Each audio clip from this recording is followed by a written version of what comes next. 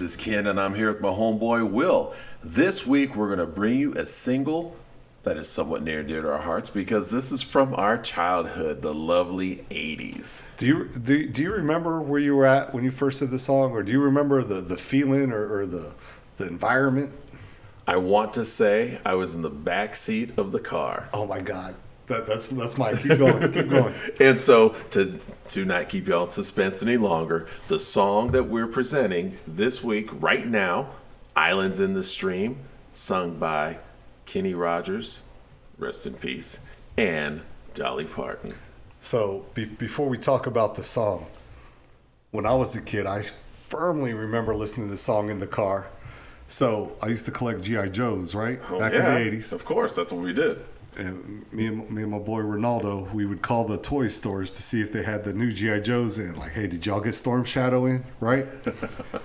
And when we found stores that had the figures we wanted, we would get our mothers to go take us. Take that drive with you. And, you know, if we were in my mom's car driving to the toy store, going all over town searching for G.I. Joe figures, more than likely Islands in the Stream was playing on the radio. Yeah. Because it was all over the air, you know, in late 83, early 84, man. Yeah, it was. So when you were like, I want to say I was in the car, of course you were, because every time you turned on the car radio, this song was playing. This song was playing everywhere. Now, Ken, let's talk about the singers themselves first. So for me, Kenny Rogers as a kid, I mean, I grew up in a household that listened to country, right? So we had that Gambler album, right? Yeah. We had I remember Lady, you know, we had all that. Knight in shining armor, and I love you. See, you didn't see that coming, did you? You didn't see that coming. Okay, so Kenny Rogers, I watched the movies. He was in Six Pack. Yep. Diane Lane. You know, we were there, right? I mean, he was just part of our childhood. He was. And then Dolly Parton, working 9 to 5. Oh, yeah. Best Little Whorehouse in Texas. Rhinestone with Stallone. Funny story, man. Our good friend Dexter, his favorite Christmas song is Rock Hard Christmas or Hard Candy Christmas from the Best Little Whorehouse. That's his favorite Christmas song. Of all the Christmas songs he can pick, that's his favorite Christmas. I know I butchered the name of the song, but I was like, really, dude? This is your favorite song?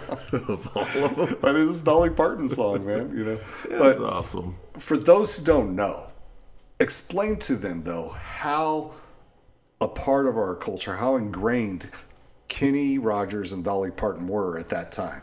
So you have again, like you were saying, early 80s. Kenny Rogers, he did the thing in the 70s with the group. Not Love is Spoonful. You remember it was the first edition. Thank you. And that was the actually late 60s when it was more like a kind of a psychedelic or rock group. So he... And then transitions, exactly. So you go into the 80s, he's everywhere. Hold on. So he goes from playing that rock or you know, whatever you want to call it, right? Yeah.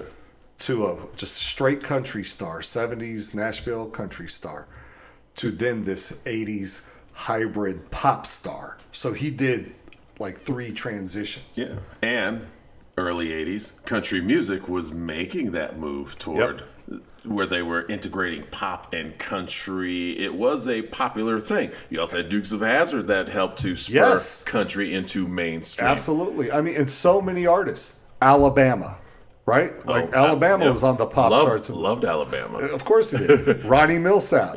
He was blind as a bat, but that boy could play a piano and he could sing. And he played with Elvis. Eddie Rabbit. Crystal Gale. Love a Rainy Night. Oh, yeah. Just Call Me Angel in the Morning. Juice Newton. Yell me a Coke. Yeah. But all of these artists hit the pop charts, hit the country charts. It was getting melded.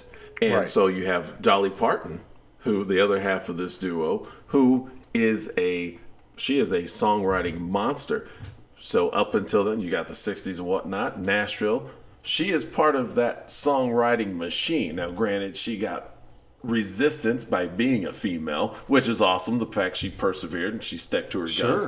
She has written some great songs that people know that have stood the test of time. And she's got one that every decade for the past at least 3 decades, someone has remade this song at least every so many years.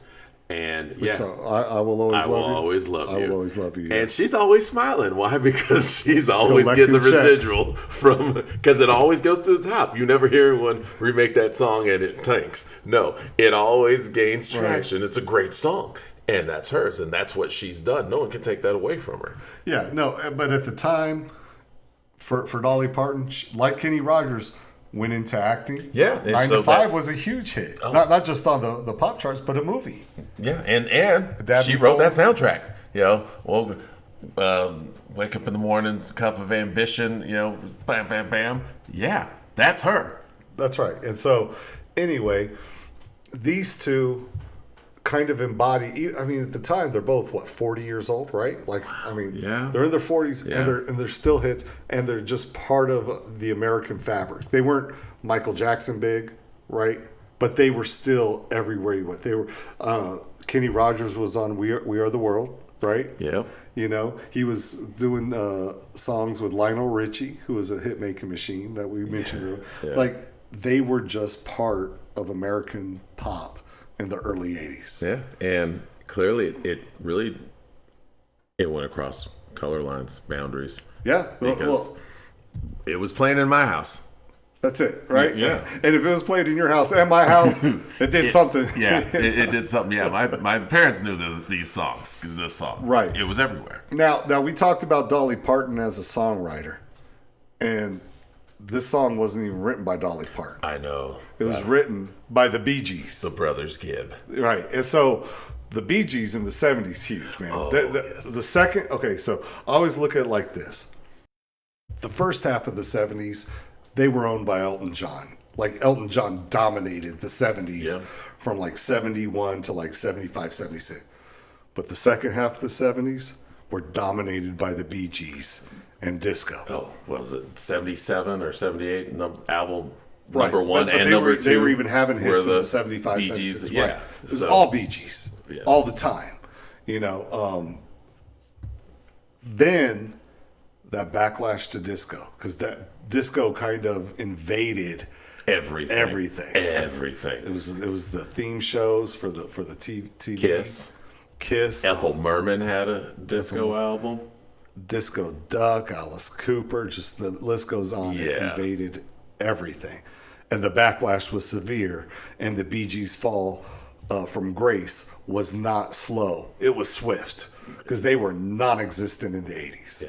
And that's what's beautiful. That's what makes this song so gangster. That's what I love about this song. That's right, I said gangster, because as people were breaking and burning their Bee Gees albums and dogging disco and saying, "Oh, the Bee Gees suck," and just mean things about the Bee Gees, they are then turning around and singing the Bee Gees song to them, this song, unaware that, oh, the Bee Gees wrote this song. Oh, no, I'm singing Dolly Parton, Kenny Rogers. Woo-hoo. I love how But who's collecting the checks? And the Brothers Gibbs are smiling all the way, crying themselves to sleep on their big fat money pillows, because they have just pulled the most gangster boss dope move of all time. Yeah, okay, you're going to break these 3 albums? Okay, here, I'll sell you these 12. Yes, thank you. You're going to continue giving me your money and loving my art. And not even knowing it. And not know it. That's right. And so I always have an admiration, because the 80s were rough. They lost their brother, right? Yeah. Andy Gibb. Andy Gibb's gone. Unfortunate, sad state of affairs. Their musical career tanked, right? They were, I cannot think of anything that they did in the 80s as artists themselves that was worth noting, and I'm saying after 80, 81, but for the rest of the decade, just kind of an afterthought. Yeah. And so the beauty of it, I don't know how many other songs for other artists they wrote, but they did write other songs for other artists. Right. That I do know. So like with this song, and we don't know of any hits, because you're right. There's nothing that sticks out in the 80s from the Bee Gees as like and it did in the as big 70s. As this one. True. Though they were able to still sustain themselves and do what they wanted to do. So by writing these hits for other artists, collecting those residuals and royalties, right. and then do what they want to do. And let's be clear here. We're talking about the money. We're talking about their money pillows and jumping in their money pools, right? But here's the reality, man. We would not be talking about this song if it didn't resonate.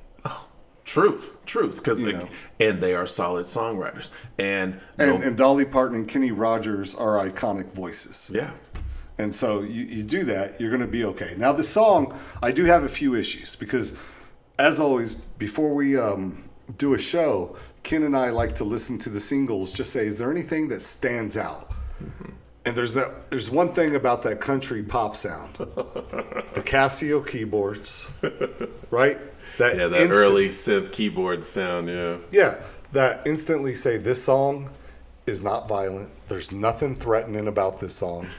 Your mother and grandmother can listen to it and bob their heads too. Right? That's not rock and roll, man. And like they have horns on this song. I never noticed the horns. You know why I didn't notice the horns?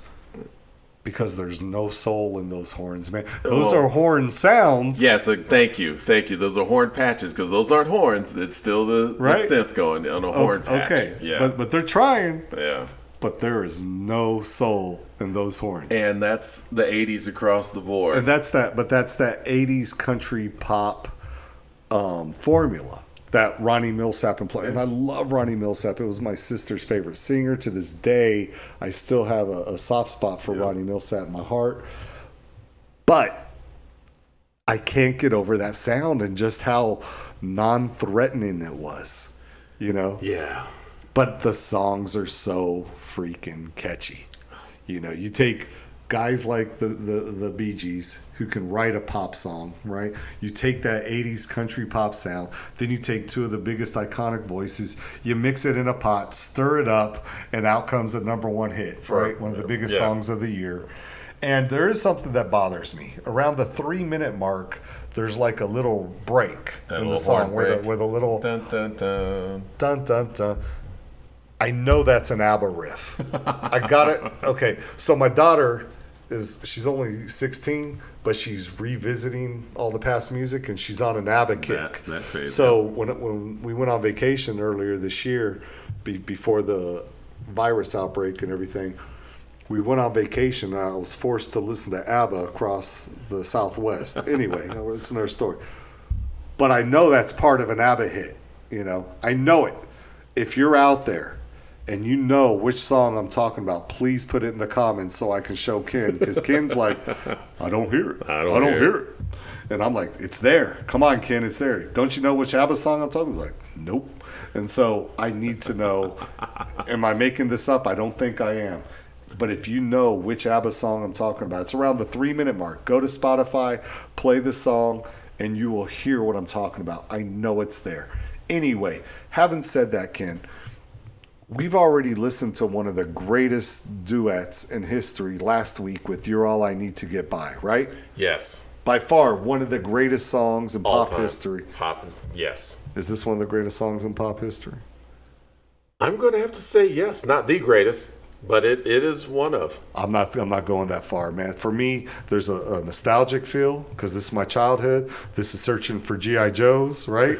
This is the 80s, early 80s with Dolly and Kenny. This is not one of the greatest pop songs. And what kills it is that country pop song. And this song does not stand... Maybe the song stands the test of time. This version absolutely does not stand the test of time. Okay, I can go with you there because I'm about to say, as you are not feeling it, this song... I'll probably bet a paycheck. This song will be remade. Someone's going to remake this song within the next 2 years. And it won't... Sure you don't want to bet a paycheck? I'll take your paycheck. But we won't see the end of this song. This song is going to come back. There will be a remake. It will have a modern sound. It won't have that early 80s, hey, this is the synthesizer, let's overkill it on everything sound. Right. And it will soar up the charts. Hey, man, I love a good pop song. Because like I said, the song itself, great. Yeah, I mean, dude, we've reviewed albums by Sabbath, Zeppelin, right? I'm okay with listening to stuff like this. I'm not trying to show my man card here. It's just, for me, as a song by Dolly Parton and Kenny Rogers, I can't do it, Ken. Like, this is not going on the playlist. All right. You know, it might be on Ken's playlist. It is not on my playlist. Having said that, it is an interesting listen for the purpose of understanding what was going on in the early 80s. Would you agree with that, right? Yeah, and even now, going back now that we're grown men listening to it, yeah, we're able to hear and understand things differently now than we did when we were little boys sitting in the back of our parents' car. Okay. Well, I think we've spent enough time on this. I think we did justice to Dolly Parton and Kenny Rogers, who we did lose earlier this year. And I loved Kenny Rogers. Don't get me wrong. He is part of my childhood. Yes. And we're going to do some more Kenny Rogers, but probably solo stuff, maybe some of the stuff him and Lionel Richie collaborated on.